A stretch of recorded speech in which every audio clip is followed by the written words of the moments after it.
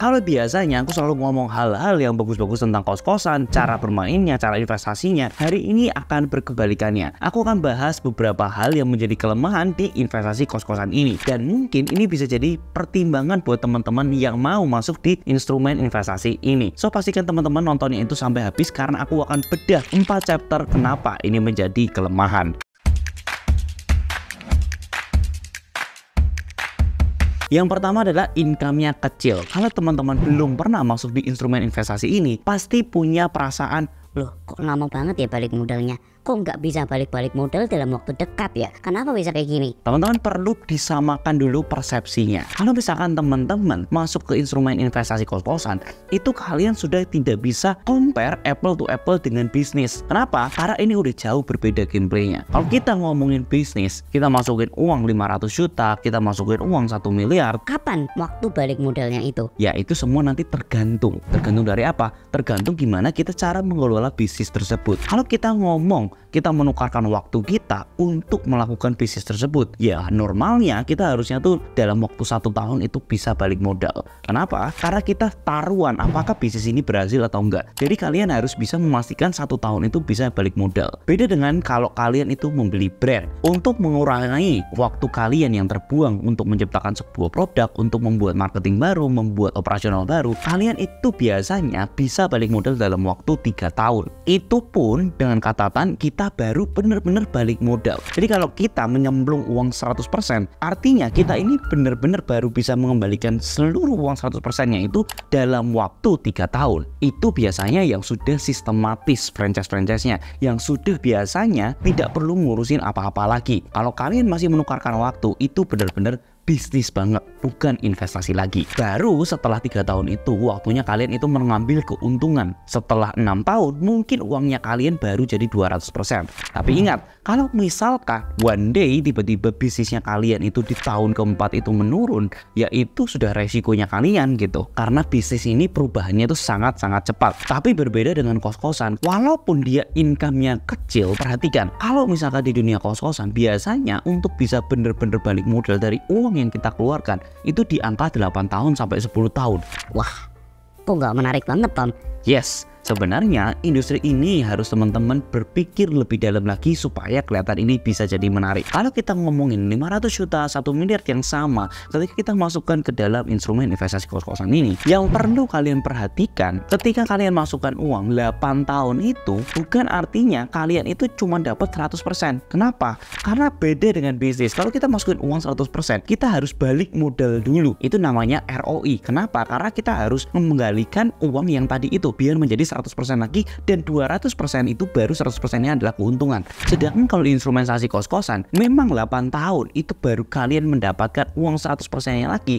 Tapi ingat, kalian itu masih memiliki tanah dan bangunannya tersebut, dan artinya tanah bangunan kalian itu tidak nol. Tanah bangunan kalian itu tetap menjaga nilainya 100%. Jadi ketika 8 tahun itu dapat 100%, itu artinya kalian secara nggak langsung sama dengan bisnisnya tadi dapat 200%, ini juga dapat 200%. Dengan catatan kalau di bisnis tidak ada appreciation. Ya beda cerita kalau misalkan kalian itu bisa exit dengan cara IPO atau kalian menjual saham-saham berikutnya, tapi kan itu the next level banget lah. Kita ngomong yang simple UMKM itu sangat susah untuk bisa exit di dalam sana. Berbeda dengan properti. Kalau properti itu benar-benar dia menjaga 100% tetap utuh, ditambah dengan appreciation-nya itu. Jadi kalau ngomongin secara income ya tetap jauh lebih besar ketika kalian itu berbisnis. Dan ingat teman-teman, biasanya kalau yang di bisnis itu biasanya waktu yang kalian keluarkan itu lebih banyak. Karena sekali lagi harus dibedakan antara kalian itu investasi dengan berbisnis. Kemudian yang kedua, kelemahannya adalah ada limitation-nya. Berbeda dengan bisnis lagi, kalau misalkan kita ngomongin bisnis, hari ini kita punya toko, kita pengen 1 bulannya itu omset adalah 100 juta. 2 bulan berikutnya kita bikin ide campaign yang kira-kira bisa menarik banyak orang, kita attract orang-orang dengan produk-produk baru,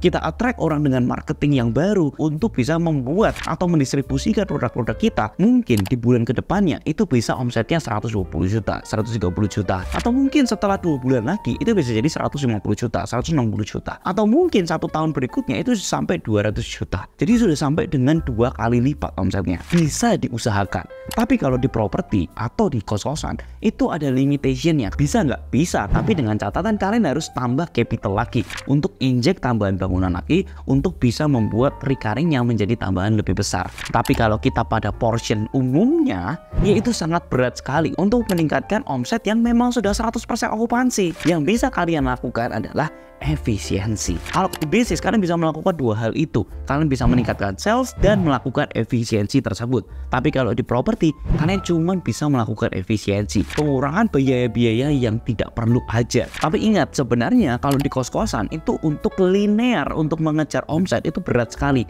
Yang harus kalian itu adalah melakukan horizontal revenue. Dengan catatan kalian itu menambah support system untuk bisa menaikkan income dari kos-kosannya. Contohnya adalah cuci-cuci mobilnya, cuci-cuci motornya, atau membersihkan room setiap harinya untuk menambahkan extra charge di dalam hal tersebut. Nah, dari situ kalian bisa menambah sistem revenue-nya. Tapi ingat sekali lagi, untuk bisa mencapai 2 kali revenue itu sangat-sangat berat. Butuh namanya inflasi yang sangat besar, butuh kenaikan harga sewanya per tahunnya. Jadi butuh bertahun-tahun untuk bisa sampai menaikkan sewa 2 kali lipat. Mungkin di 8 tahun, 10 tahun baru omset kalian itu bisa naik 2 kali lipat. Berbeda dengan bisnis yang kita bisa usahakan bulan ini, bulan depan, atau mungkin tahun depan itu sudah naik 2 kali lipat. Yang ketiga ini adalah boring instrument investment. Karena beda dengan startup company yang kalian bisa lakukan apapun untuk mengusahakan hal yang tadi. Challenge si kos-kosan itu adalah ya kalian kayak gitu-gitu aja sampai 5 tahun, 8 tahun, 10 tahun ya kayak gitu-gitu aja. Nggak bisa diapa-apain lagi. Yang bisa kalian lakukan adalah tambah kos-kosannya lagi, tambah kos-kosannya lagi, tambah kos-kosannya lagi. Jadi kalau kalian itu untuk orang-orang yang aktif, yang seneng banget ngutak-ngatik bisnis, ini nggak cocok banget buat kalian karena ini adalah boring instrument investment. Aku pernah ngelihat ada satu orang yang ngobrol sama aku, Ton, emang nggak bisa diginiin ya? Emang nggak bisa diginiin ya? Sebenarnya marketing kalau misalkan diambil sudut pandang seperti ini lebih ramai lagi.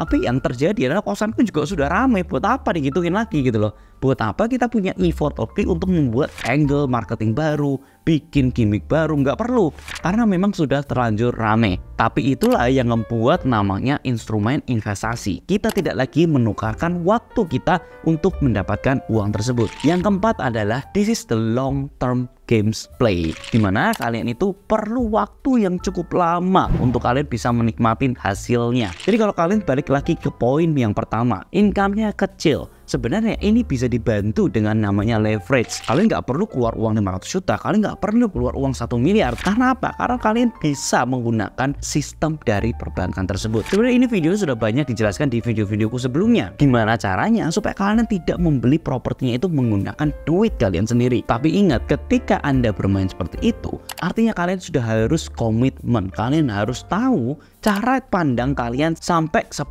tahun ke depan, 15 tahun ke depan itu bakal jadi seperti apa. Nah, ketika long term games ini akan bisa kalian nikmatin itu dalam waktu yang cukup panjang juga. Jadi kalau kalian ingin tiba-tiba langsung bisa jadi besar banget, langsung bisa jadi kaya banget, nah ini bukan tempat untuk seperti itu. Di sini kita mencari kestabilan, kita mencari keamanan. Kalau kita ngomongin instrumen investasi banyak banget, tapi satu hal yang pasti mereka banyak yang tidak aman. Yang akhirnya ketika kita tergiur dengan yield yang besar, income yang gede banget, yang terjadi apa? Seringkali kita nggak mendapatkan hal itu, yang terjadi adalah kita kehilangan uang kita sendiri. Jadi ini adalah instrumen yang sangat lama, tapi kalian akan terjamin di masa tuanya kalian. Jadi ini adalah kelemahan-kelemahan yang menurutku bisa kalian pikir-pikir lagi. Sebenarnya worth it atau enggak? Kalian tipe orang yang seperti ini atau bukan? Tapi bagiku, kalau misalkan kita tidak mengeluarkan uang untuk membelinya dan tiba-tiba propertinya itu jadi milik kita sendiri dan kita bisa replicate itu terus-menerus sama seperti saya, why not? Kenapa kita tidak mulai dari sekarang? So, kelemahan ini sebenarnya tergantung dari mindsetnya kalian. Kalian nganggap ini sebagai kelemahan atau mungkin ini justru adalah keuntungan, karena ketika